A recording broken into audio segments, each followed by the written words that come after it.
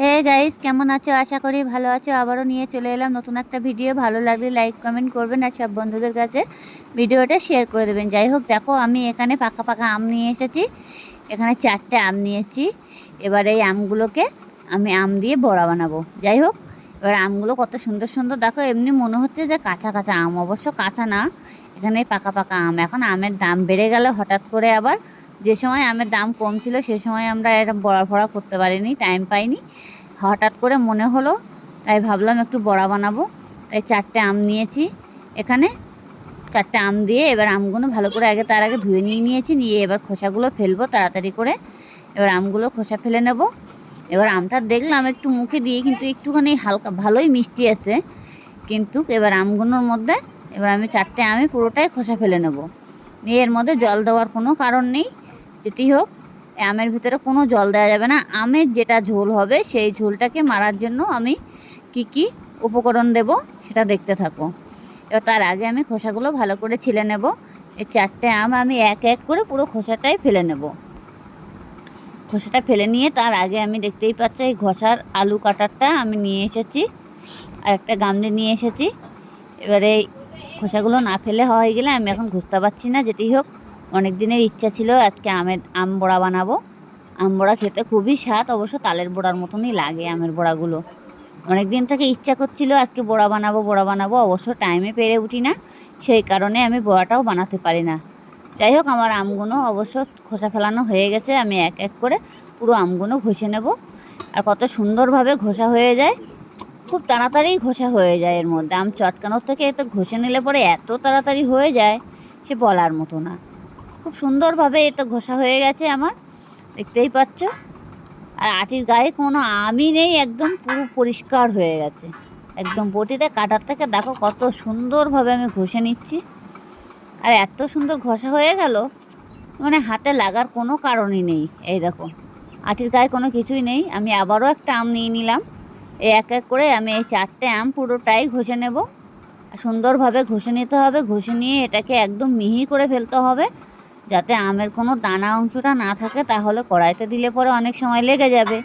সেই কারণে আমি যার জন্য ঘষে নেবো 4টে আম ভালো করে। এবার ঘষে নিয়ে তারপরে আমি নেটের সাহায্যে আবার একটু চেলে নেবো আর কি, যাতে আমটা পুরো মিহি হয়ে যায়। অবশ্য আমার মিক্সচার আছে, মিক্সচারে দিলাম না আজকের তাড়াতাড়ি। মিক্সচারে দিলে ও আবারও ঝামেলা, তার থেকে এই হাতে করে নেওয়ায় অনেকটাই বেটার ছিল।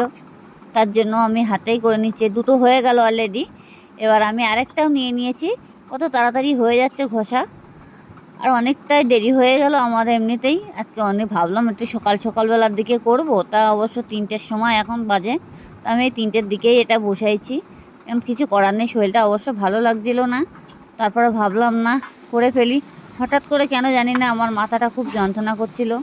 তারপরে আমি কাজটা করতে পারছিলাম না। তারপরেও আস্তে আস্তে বসে বসে এরকম করলাম। তারপরে করার পরে না আমি উঠতে পারছিলাম না। যাই হোক, তাও আমি বসে বসে আমের বড়াটা খুব ইচ্ছা হচ্ছিল, তাও আমি আমের বড়াটা অনেক চেষ্টা করলাম তাড়াতাড়ি করে। আমি বললাম না, বসে না থেকে আমের বড়াটা বানিয়ে ফেলি। সবারও ইচ্ছা হচ্ছে আমের বড়া খাওয়ার। অবশ্য সত্যি কথা বলতে কী বলো তো, আমি অবশ্য টাইম পাই না, ঘরের মধ্যে তো বাইরে কাজে যাই, সেই কারণে আমি টাইমটা দিতে পারি না। তাও যেটুকু টাইম পাই আমি তোমাদের সেই টাইমটাই আমি দেখাই। যাই হোক, আমার এক এক করে 4টে আম অলরেডি হয়ে গেল ঘষা। এবার আমি এটাকে ভালো করে কেকে নেব। কেকে নিয়ে এবার আমটাকে আমি এটা কেকে নিয়ে আমি ওই জালিটার ভিতরে দেব। দিয়ে এটাকে ভালো করে আমি আবার ঘষে নেব। দেখতেই পাচ্ছ এমনিতে আমি একটু টানা টানা ভাব হয়ে রয়েছে। আমি অবশ্য মিক্সারে দিলাম না, অবশ্য মিক্সার আছে, মিক্সার নেই তা না, মিক্সার আছে, আমি আজকে মিক্সারে দেবো না। এবার আমি এগুলো সরিয়ে নেব। এই দেখো আমটা কত সুন্দর হয়ে গেছে। আমটাকে আমি তাও একটু হাত দিয়ে ভালো করে চটকে দেখছি যে দানা দানা ভাব আছে একটু। তাহলেও আমি এবারে জালিটার ভিতরে দিয়ে দেব। জালিটার ভিতরে দিয়ে ভালো করে ঘষে নেব। একদম পুরো শরবতের মতন হয়ে বেরিয়ে আসবে। এটা আমার মিক্সারের থেকেও বেশি কাজ করবে। যাই হোক, আমি এটা একটা পাত্রের মধ্যে নিয়ে নিচ্ছি ভালো করে। এখন ভালো করে তাও আমি একটু চটকে নেব। এখন চটকে নিয়ে একটা পাত্রের মধ্যে নিয়ে নেবো। আমের খোসাগুলো তার আগে আমি একটু ফেলে দেবো এক সাইডে। ফেলে দিয়ে আমি ওই প্লেটটার ভিতরে, গামলার থেকে আমি জালিটার ভিতরে ঢেলে নেব। আমি এক জায়গায় করে নিলাম আমগুলো। করে নিয়ে এবার আমি এটার মধ্যে ঢেলে নিয়েছি, দেখতেই পাচ্ছ। এই যে ঢেলে নিয়ে এটাকে আমি ভালো করে ঘষে ঘষে ঘষে ঘষে হাত দিয়ে নাড়াচাড়া দেবো, আর পুরোটাই পড়ে যাবে এর মধ্যে। দেখো কত সুন্দরভাবে হয়ে যাবে, একদম মানে পুরো শরবতের থেকেও কত সুন্দর হয়ে যাবে। এই একটা দানা ভাব থাকবে না, এরকমভাবে নিলে কোনো দানা ভাবটাই থাকবে না। আর এর ভিতরে যে আঁশটা পড়বে সেই আঁশটাও বেরিয়ে যাবে। আঁশটা অনেক সময় আমের ভিতরে আঁশ থাকে না, অবশ্য হিমসাগর আম হলে বেশি ভালো হয়। এটা তো অবশ্যই হিমসাগর ছিল না, সেই কারণে এখন এই আমের সময় শেষ, এর জন্য হিমসাগরের সময় হলে আমটা আরও বেশি টেস্টি হয়, বড়াটা আরও খুব সুন্দর হয়, খেতেও খুব ভালো লাগে। অবশ্য এটা অ্যাকচুয়ালি মানে ন্যাংলা আম বলে কি সেই আমটাই। যাই হোক, এটাকে আমি ভালো করে ঘষে ঘষে নিয়ে নিয়েছি, দেখতেই পাচ্ছ আমগুলো পুরোটাই পড়ে গেছে। আর এর যে মানে খুষ্টি খুষ্টি ভাবটা সেটা ওপরে উঠে গেছে। এই যে এবার এটা আপনারা চাইলে দিতে পারো অনেক সময়, অনেক সময় নাও দিতে পারো। যাই হোক, এটাকে আমি ভালো করে দেবো, ঘষে ঘষে নেব। ঘষা আমার অলরেডি হয়েও গেছে, এর মধ্যে এক ফোঁটা জল দেওয়া যাবে না। যেটি হোক, জল দিলে তাহলে সমস্যা হয়ে যাবে। এই দেখো কত সুন্দর হয়ে গেছে, দেখতেই পাচ্ছ। এবার আমি এর ভিতরে চিনিটা দিয়ে দিচ্ছি। এখানে 250 গ্রাম চিনি আছে, আমি 250 গ্রাম চিনি, 4টে আমের মধ্যে 250 গ্রাম চিনি লাগবে। 250 গ্রাম চিনি আমি দিয়ে দিচ্ছি। আর অবশ্য আমি ময়দা নিয়ে এসেছিলাম 300 গ্রাম, তার থেকে আমি 150 গ্রাম ময়দা দিয়ে দেবো। আর 150 গ্রাম ময়দা রেখে দেবো, এত ময়দা অবশ্য লাগবে না। যেটি হোক, আর সুজি নিয়ে এসেছিলাম, সেগুলো আমি সামনের মাথায় নিয়ে এসেছি। যেটি হোক, দেখো এরকম সুজি। এবার সুজিটা আমি পুরো ঢেলে দেবো, অর্ধেকটা সুজি দিয়ে দেবো এর মধ্যে। ভালো করে কেটে নিলাম, নিয়ে সুজি দিয়ে দিচ্ছি। এই দেখো অর্ধেকটা পুরো সুজি দিয়ে দিয়েছি, আর অর্ধেকটা রেখে দিয়েছি।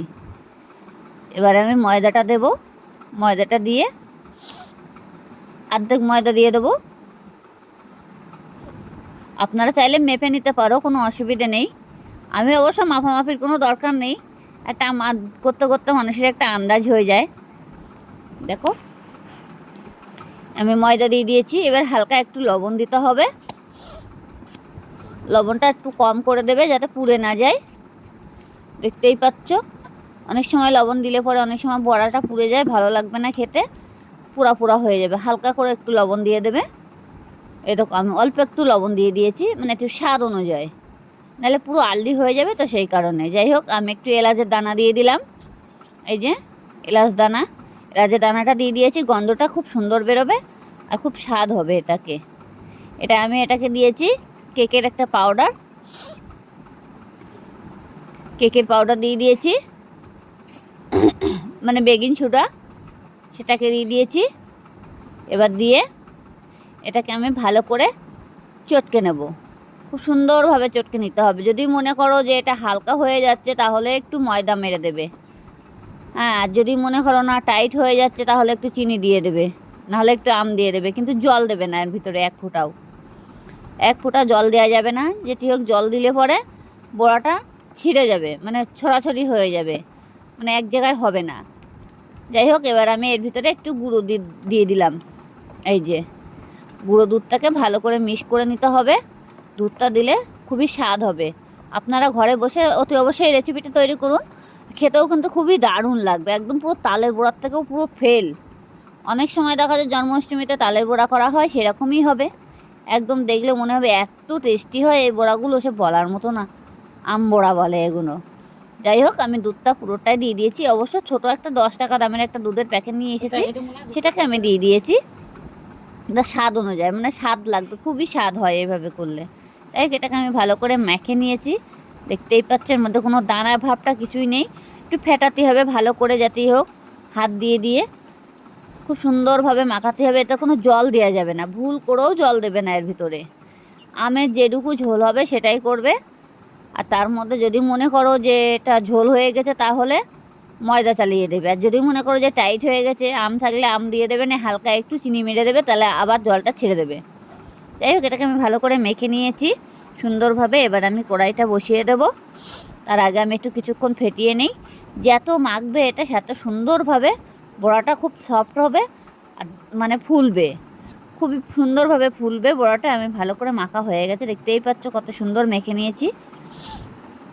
এই যে তো ভালো করে মাখতে হবে। যেতেই হোক, আমার মাখা অলরেডি হয়ে গেছে, সাইডগুলো এক সাইড করে এবার আমি কিছুক্ষণ রেখে দেবো। দিয়ে আমি কড়াইটা বসিয়ে দেবো ঝটপট দেরি না করে। এবার আমি কড়াইটা বসিয়ে দিয়েছি। কড়াই বসিয়ে দিয়েছি, কড়াইটা ভালো করে গরম করে নেব।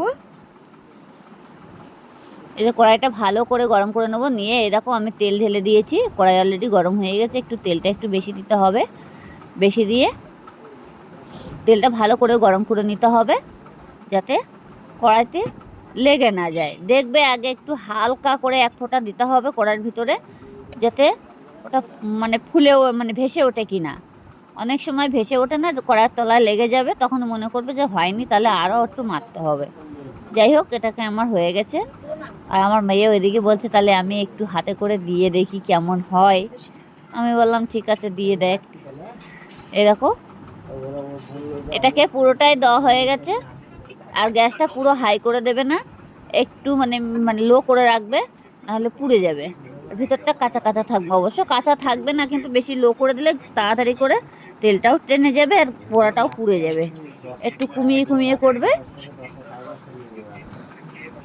কমিয়ে কমিয়ে করবে, আরও বেশি ভালো লাগবে। যাই হোক, এবার আপনারা নিয়ম অনুযায়ী বড়াগুলো হাত মানে তেলের মধ্যে যখন ছাড়বে একটু সাবধানভাবে ছাড়বে, যাতে হাতে না লাগে। অনেক সময় হাতটা অনেক সময় ঢুকে যাবে, অনেক দূর থেকে ছিটাই ছিটাই দেবে না, নর্মালভাবে না হালকাভাবে তেলের ধারে হাতটা রেখে দিয়ে দিতে পারো। আপনারা চাইলে চামচ করেও দিতে পারো। তো চামচে করে দিলে পরে কী হবে, চামচ থেকে পড়বে, আবার হাত লাগাতে হবে। তার থেকে আমার হাত দিয়ে দেওয়াই ভালো। যাই হোক, আমার বড়াটা কত সুন্দর কালার চলে এসেছে। এবার আমি একটু নাড়াচাড়া দেবো হালকা করে। একটু নাড়াচাড়া দিয়ে আমি এবার পাত্রে এক এক করে তুলে নেব। এক এক করে বড়াগুলো পুরোটাই ভাজা হয়ে যাবে। দেখতেই পাচ্ছ কত সুন্দর কালার চলে এসেছে। এই যে আর একটু হবে। এবার বড়াটা আমি পুরোটা এক এক করে নাড়াচাড়া দেবো। আর অনেক সময় দিয়ে পাওয়ার জন্য খুন্তি চালাবে না, আর পারলে ঝাঁঝরি রেখে দেবে, ঝাঁঝরিতে করে তুলবে। খুন্তি চালালে পরে খুন্তির কানা লেগে অনেক সময় ফেটে যাবে। দেখো আমার কত সুন্দর বড়ার কালারটা হয়েছে, একদম টুপু টুপু হয়ে গেছে, ফুলে ফুলে। আর এত টেস্টি হয় আম বড়া খেতে, মানে এত টেস্টি কি বলবো আপনাদের, না খেলে বুঝতেই পারবে না। খুব স্বাদ, আম বড়াগুলো খুব স্বাদ হয়, এত স্বাদ হয়। অবশ্য আমার খুব ইচ্ছা ছিল অনেক দিন থেকে আমের বড়া বানাবো, আম বড়া বানাবো, আম বড়া বানাবো, তাও কিন্তু পেরে উঠি না। যাই হোক, আম বড়াগুলো এটা আমার ভাজা হয়ে গেছে, আমি বাকিটা আবারও দিয়ে দিয়েছি এটা কড়ার ভিতরে। দিয়ে আমি এক এক করে পুরোটাই এবার নাড়াচাড়া দেবো, নেড়ে চেড়ে এক এক করে পুরো নেড়ে চেড়ে দিয়ে আমি আবার উল্টে দেবো এগুলো। দেখো একটু লাল লাল ভাব হয়ে গেছে, এই যে কত সুন্দর। এবার আমি পুরো উল্টে পাল্টে দিয়ে দিয়েছি। এবার এই পিঠটা উল্টায় দিয়েছি, এক এক করে উল্টায় দিতে হবে, মানে এরকম হালকা হালকাভাবে নাড়াচাড়া দিতে হবে, যাতে খুন্তি দেওয়া যাবে না। ঝাঁঝরি দিয়ে করবে, খুন্তি দিলে কী হবে, বড়াগুলো ফেটে যাবে, কানা লেগে লেগে ফেটে যাবে। এর জন্য তাহলে আর বড়াগুলো উঠবে না, ভাজা হবে না। যাই হোক, আমার এই বড়াগুলো পুরোটাই তুলে নেব। দেখো কত সুন্দর কালার চলে এসেছে। দেখো, আর খুব সফট বড়াগুলো, মানে এত সফট। আর যদি রেখে খাও না, অনেক দিন ধরে 4-5 দিন ধরে এই বড়া রেখে রেখে খাওয়া যাবে, মানে এক ফোঁটাও নষ্ট হবে না।